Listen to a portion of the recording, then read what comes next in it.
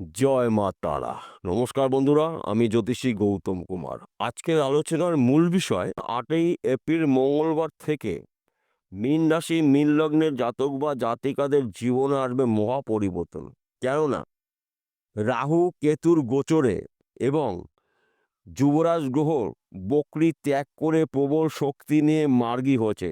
বুধের মার্গীর প্রভাবে মীন রাশি মীন লগ্নের জাতক বা জাতিকাদের টার্গেটগুলো পূর্ণ করার সঠিক সময় আপনারা পেতে চলেছেন।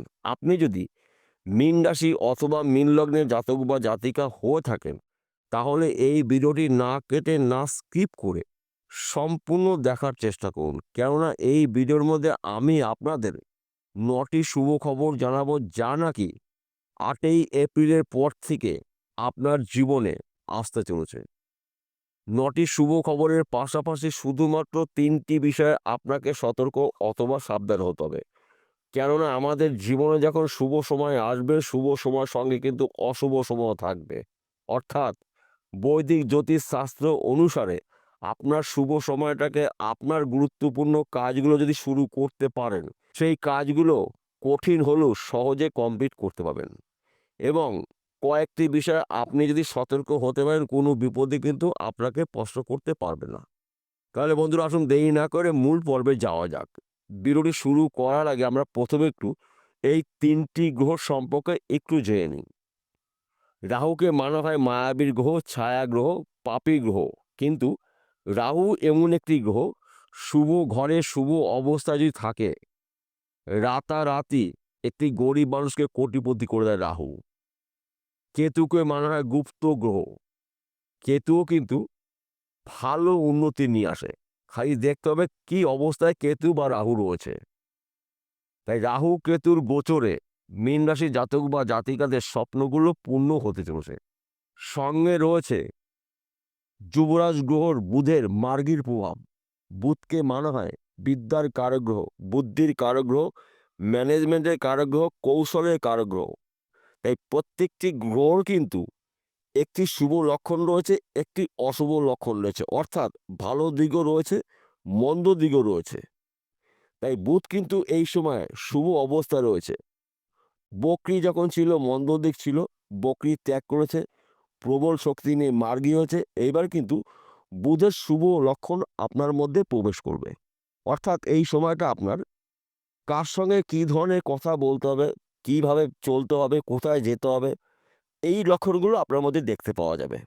এবং এই সময়টা কিন্তু আপনার যে কোনো না হওয়া কাজগুলো আপনি শুরু করতে পারেন, সম্পূর্ণ করতে পারেন। হয়তো কোনো কাজ শুরু করেছিলেন, বাধার সৃষ্টি হয়েছিল, কিংবা কেউ বাধা করেছিল, সমস্যা সৃষ্টি হয়েছিল। এই সময়টা কিন্তু আপনার বুদ্ধি খাটিয়ে, আপনি কৌশল খাটিয়ে ম্যানেজ করে সেই কাজগুলো আপনি কমপ্লিট করতে পারেন। যে কোনো কাজ হতে পারে ব্যক্তি বিশেষে। হয়তো আপনি কৃষক পরিবারের ব্যক্তি, কৃষিকাজ করছেন, আপনার জমির পাশে কোনো একটি জমি বিক্রি হবে, সেই ব্যক্তি আপনার কাছে জমি বিক্রি করবে না। এরকম কিন্তু অনেক হয়ে থাকে।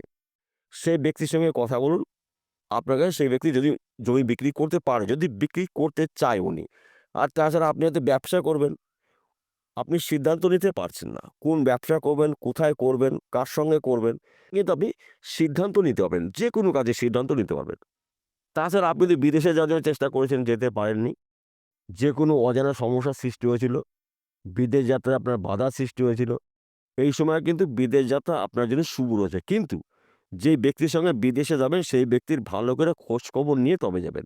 আপনি যদি বিদেশে যেতে পারেন, ভালো কোম্পানিতে আপনি চাকরি পেতে পারেন, কিংবা বিদেশে এমন একটি ব্যক্তির সঙ্গে আপনার পরিচয় হবে, সেই ব্যক্তি ধরে কিন্তু আপনি বিজনেসও করতে পারেন। তাই এই শুভ সময়টাকে আপনারা অবহেলা অপচয় না করে আপনার গুরুত্বপূর্ণ কাজে ব্যবহার করুন। দেখুন আপনার ভাগ্যের চাকা ঘুরবে। তাছাড়া হয়তো আপনি চাকরি দেওয়ার প্রচেষ্টা করেছিলেন, চাকরির একটি ভালো খবর পেতে পারেন। সেই চাকরি সরকারি হতে পারে, বেসরকারি হতে পারে, ব্যক্তি বিষয়ে। হয়তো আপনি চাকরি করছেন, চাকরির ক্ষেত্রে যদি কোনো ধরনের সমস্যা থেকে থাকে, ওই সমস্যার সমাধান কিন্তু হতে চলেছে। যুবরাজ গ্রহর বুধের প্রভাবে আপনারা প্রভাবশালী হতে চলেছেন। অর্থাৎ এক কথাতে বলা যেতে পারে, আপনার বাক্যর দ্বারায় যে কোনো কঠিন কাজগুলো আপনি সহজে কমপ্লিট করবেন। আপনার মিষ্টির বাক্য এই সময় কিন্তু আপনি প্রয়োগ করতে পারেন। তাছাড়া এই সময়টা কিন্তু আপনার হঠাৎ করে অর্থ প্রাপ্তি রয়েছে। সেই অর্থ ফটকা বিজনেসের মাধ্যম দিয়ে পেতে পারেন, লটারির মাধ্যম দিয়ে পেতে পারেন, মৃত কোনো ব্যক্তির সম্পত্তি পেতে পারেন, শ্বশুরবাড়ির সম্পত্তি পেতে পারেন, পৈতৃক সম্পত্তি পেতে পারেন, মাতুল বাড়ির সম্পত্তি পেতে পারেন। অর্থাৎ যেই সম্পত্তিগুলো আপনার নয়, সেই সম্পত্তি অথবা সেই অর্থের মালিক আপনি হতে চলেছেন। তাছাড়া এই সময়টা কিন্তু আপনার সম্মান প্রাপ্তি রয়েছে। যদিও আপনার রাশিতে শনিদেবের সাড়ে চলছে, তথাপিও আপনারা কিন্তু এই সময়টা গোল্ডেন সময়। কেননা গ্রহরা শুভ অবস্থায় রয়েছে। যখন নাকি কোনো গ্রহ শুভ অবস্থায় থাকে, শুভ ঘরে থাকে, তখন কিন্তু সেই গ্রহরা শুভ ফল অবশ্যই দিয়ে থাকে।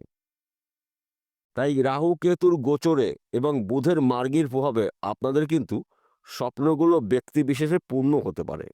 তাছাড়া আপনি যদি অনেক দিন ধরে বাড়ি কিনে স্থির করেছেন, এই সময়টা কিন্তু বাড়ি কেনার আপনার সুযোগ রয়েছে। বাড়ি গাড়ি বিষয় সম্পত্তি কিন্তু আপনি মালিক হতে চলেছেন।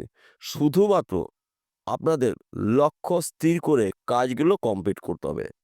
কাজের মধ্যে আপনার অ্যাক্টিভ থাকতে হবে এবং আপনার ধৈর্য, আপনার চেষ্টা এবং আপনার পরিশ্রমই কিন্তু আপনার উন্নতির শীর্ষে পৌঁছে দেবে। রাহু শুক্র ভালো রয়েছে, কেতু ভালো রয়েছে, বুধ ভালো অবস্থা রয়েছে, এইভাবে কিন্তু বসা যাবে না। চেষ্টা আপনাকে করতে হবে, পরিশ্রম আপনাকে করতে হবে। এই রাহু, কেতু এবং বুধ আপনার বাধা বিঘ্নগুলো নাশ করবে। যোগাযোগ মাধ্যমটা কিন্তু বাড়িয়ে দেবে। কিন্তু আপনার কর্ম আপনাকেই করতে হবে। তাই বন্ধু একদম গুলিয়ে ফেললে কিন্তু চলবে না। তাছাড়া এই সময়টা কিন্তু আপনার হঠাৎ অর্থ প্রাপ্তি রয়েছে। মাঝে মধ্যে ১ ঘর বা ২ ঘর লটারির টিকিট কাটতে পারেন। আমি কিন্তু আপনাকে বলব না আপনি প্রতিদিন ৳২,০০০ ৳৩,০০০ টিকিট কাটবেন। কক্ষনো কাটবেন না।